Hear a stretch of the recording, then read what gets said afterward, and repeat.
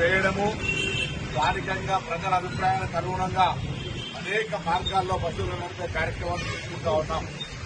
ఇప్పుడు తెలంగాణ ఆర్టీసీ బస్సుల సంఖ్య 10,000 సంఖ్య దాటి ఇంకా ముందుకు పోతున్నటువంటి ప్రగతి వైపు తీసుకొని పోతా ఉన్నాం. మహిళలకు ఉచితంగా ఇవ్వడమే కాక మహిళా సంఘాలను యజమానులుగా చేసి దేశంలో చరిత్రలో మొదటిసారి మహిళా సంఘాల ద్వారా బస్సులను ఆర్టీసీలు నడుపుకొని వాళ్లకు ఫిరాయిస్తున్నటువంటి ఏదైనా రాష్ట్రం ఉందంటే అది తెలంగాణ.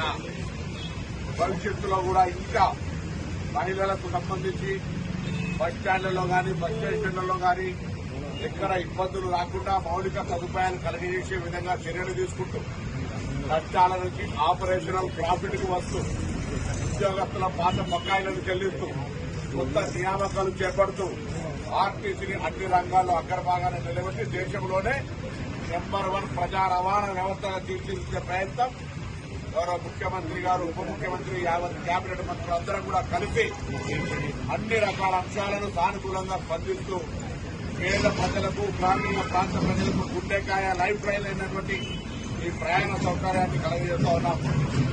బస్సులో వస్తా ఉంటుంటే మహిళలను అడిగితే ఉదాహరణకు హుస్నాబాద్ నుంచి కరీంనగర్ రావాలంటే 70 రూపాయలు, 50 రూపాయలు బస్ ఛార్జీలు ఉన్నాయి. దాని వల్ల 150 రూపాయలు అయితే నిజంగా వాళ్లకు జరుగుతున్నటువంటి ఆదా వాళ్ళందరూ కూడా సంతోషంగా ఉన్నారు. మా ప్రభుత్వం తీసుకున్న ఉచిత బస్సు ప్రయాణం వల్ల రోజువారీ ఉపాధి పొందేవాళ్లు, విద్యార్థులు లేదా వయసు పడ్డటువంటి వాళ్ళు తల్లిగారింటికి వెళ్లాలన్నా, ఆసుపత్రికి వెళ్లాలన్నా, దేవాలయం మొక్కు తీర్చుకోవాలన్నా ఇలా ఎక్కడ కూడా అసౌకర్యం లేకుండా ప్రయాణం చేస్తా ఉన్నారు. కొంతకాలం దీన్ని టీఆర్ఎస్ పార్టీ అవహేళన చేస్తూ మహిళల ప్రయాణం పని లేకుండా చేస్తున్నారని అవహేళన చేసి ఆటో కార్మికులను రెచ్చగొట్టే ప్రయత్నం కూడా చేసింది.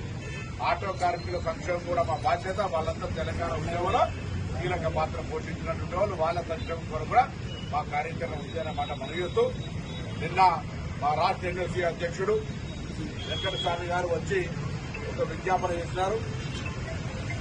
రేపు 21 నాడు జరిగే నీట్ పరీక్షల్లో గత ఎగ్జామ్ లో ప్రశ్నపత్రాలు లీక్ కావడం వల్ల మళ్లీ పరీక్ష జరుగుతోంది. ఈ సందర్భంగా తెలంగాణ ఆర్టీసీ తరఫున ప్రయాణం చేస్తున్నందరికీ హాల్ టికెట్ పెడితే ఉచిత ప్రయాణం కలగజేయమని కోరినారు.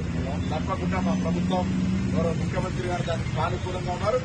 అధికారులతో చర్చించి చెప్పి ఆదేశాలు ఇచ్చి అందుకు సంబంధించి సానుకూలంగా స్పందిస్తామనే మాట కూడా ఈ సందర్భంగా తెలియజేస్తూ నీట్ పరీక్ష నిర్వహించడంలో ఫెయిల్ అయిన కేంద్ర ప్రభుత్వం పడుతున్న ఇబ్బందుల, విద్యార్థుల యొక్క ఇబ్బందులను గమనించి వారికి ఉచిత ప్రయాణం ఆ పరీక్షలు రాయడానికి కలిగించేటువంటి బాధ్యతగా కూడా మా ప్రభుత్వం స్పందిస్తుందంటే ఈ రోజు తెలంగాణ ప్రజాపాలన ప్రభుత్వం అన్ని రకాలుగా అన్ని అంశాలను అటు విద్య, వైద్యము, ఉపాధి, సంక్షేమము, వ్యవసాయం అన్ని రంగాలను ఇంక్లూజివ్ గా గ్రోత్ తీసుకొని పోయేటువంటి ప్రయత్నం చేస్తా ఉంది అనే మాటని సందర్భంగా మనం చెప్తాం.